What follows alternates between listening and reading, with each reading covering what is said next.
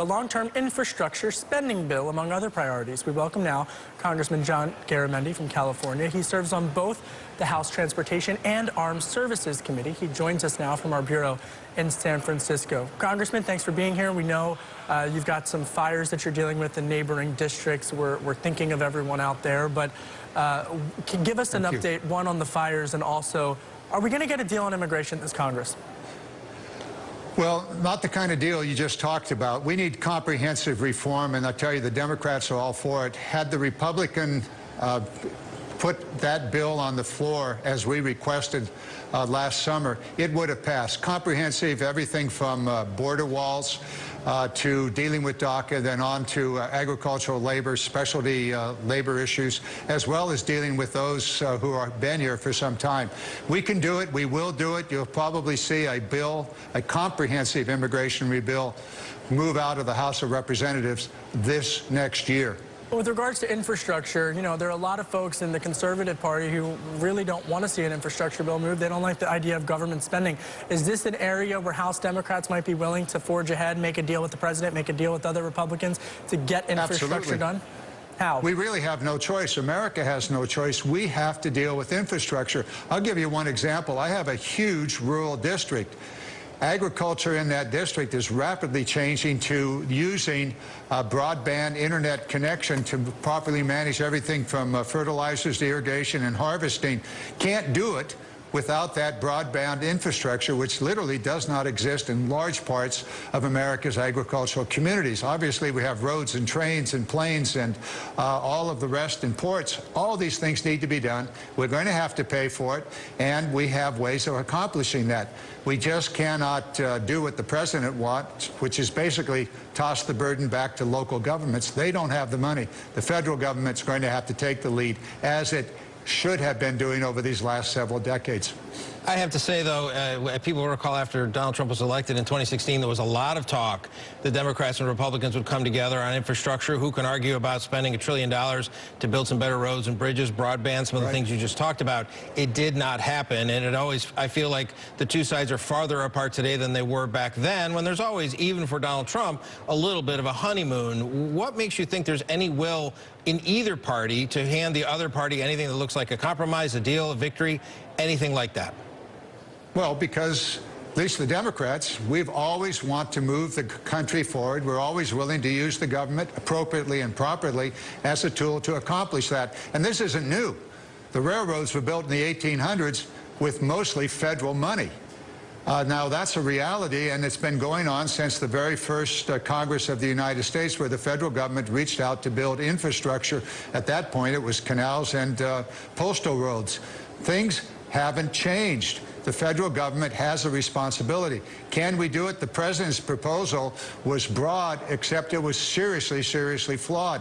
It would reverse the role of the federal government from being the major partner to being the minor partner, and forcing local governments to come up with 70 to 80% of the money. That wasn't going to happen. So we can move forward on these things. The broad outlines have been known for a long time. Yes, we'll have to find the money, and we can do so. There's also a lot of thinking in Washington, and again, even among some fiscal conservatives in your own party, that Donald Trump essentially spent the money for the infrastructure bill, the $1 trillion or so, by giving away that tax cut.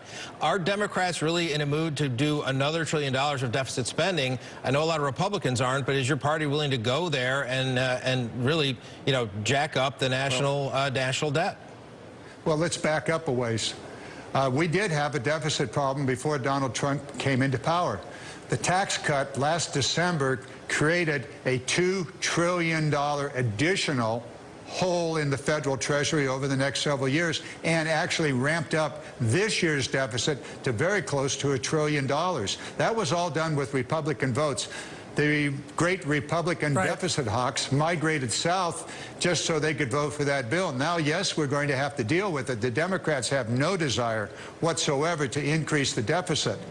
Well, you're in a tough spot because you've got to prosecute the anger of the base of your party while also trying to get policy through with the Republican-controlled Senate and the White House.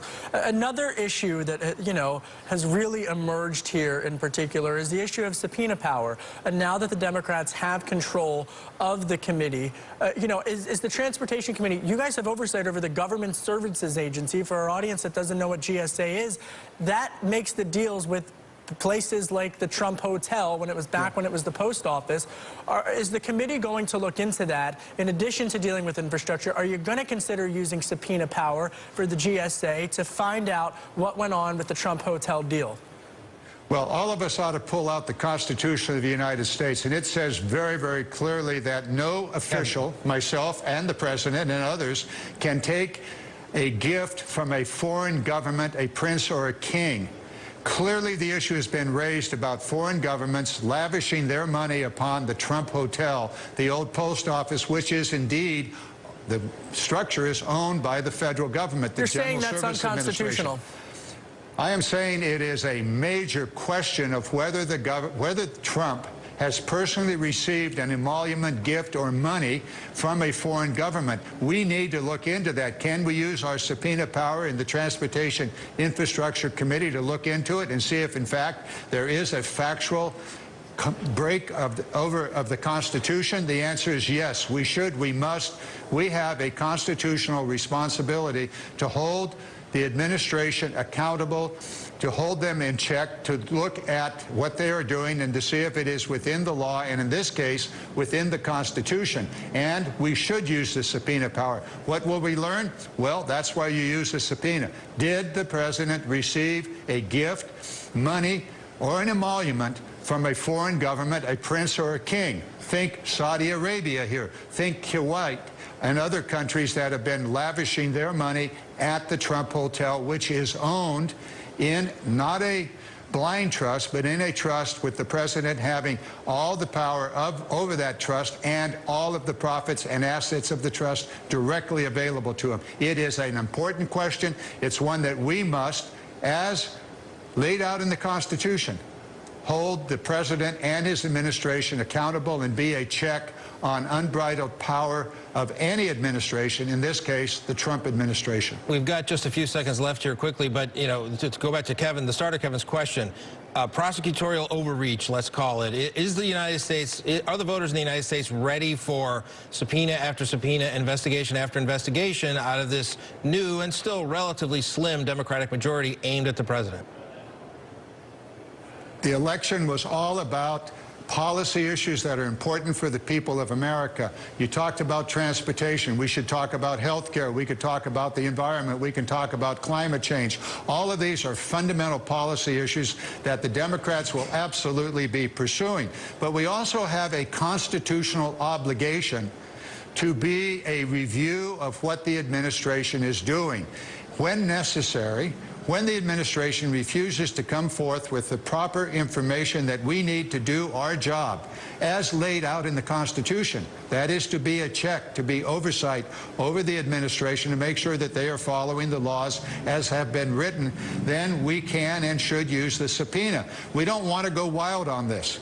We want to pass legislation that's important for people of the America. All of these things need to be done. However, we also have the responsibility to hold the administration in check. And one more thing that is very, very much in play is the president setting up obstruction of justice with Mr. Whitaker.